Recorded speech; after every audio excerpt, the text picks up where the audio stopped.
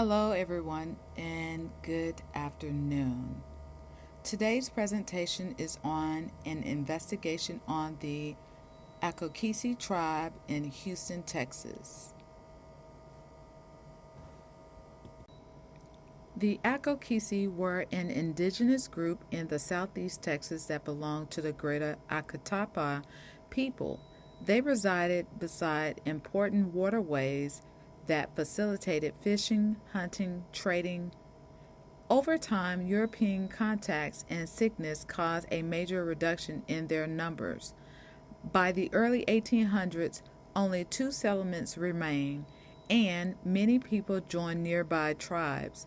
The archaeology discoveries near the Cypress Creek help us to comprehend their daily lives, homes, and tools, providing insight into their civilization. The Akokisi constructed light, beehive shaped dwellings and in the summer utilized raised platforms for ventilation and comfort as well as hygiene. They navigated rivers in dugout canoes and used tattooing as an expression of identity. Their diet consisted of hunting, fishing, and farming maize and tubers. For spiritual purposes, they had purification rituals that included black drink, and some accounts for European history mention ritual cannibalism. The Akukisi language is now considered extinct, although they may have exchanged information with neighboring tribes in the sign language. Alvar Nunez Cabez de Vaca initially documented the Akokisi in 1528. Some joined Spanish missions near the Trinity River during the 1700s. By 1805, just two villages existed, and many more were observed into the Atacapa communities during the Texas Revolution. By the mid 1800s, they had mostly gone unnoticed as a distinct group. Today, they are no longer nationally recognized, but Jesse H. Jones Park reserves their heritage, including recreated huts.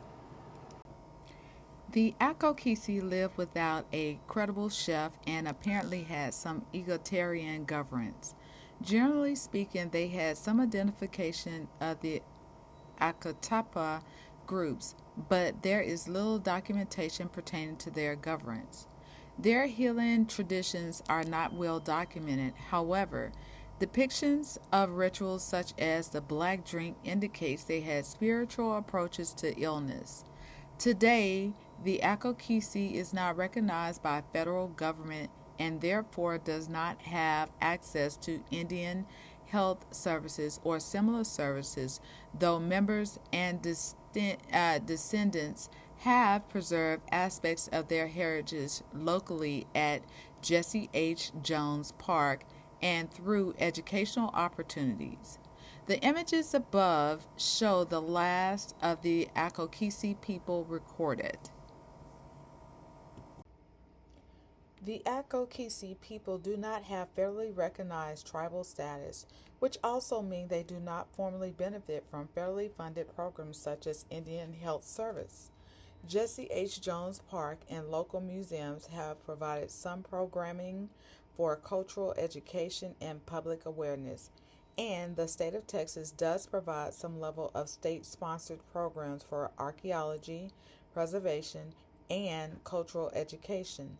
This is invaluable for public awareness as well, but because of its lack of recognition, there is no formal access for health care, funding, or any other native tribal support services, all known as support services.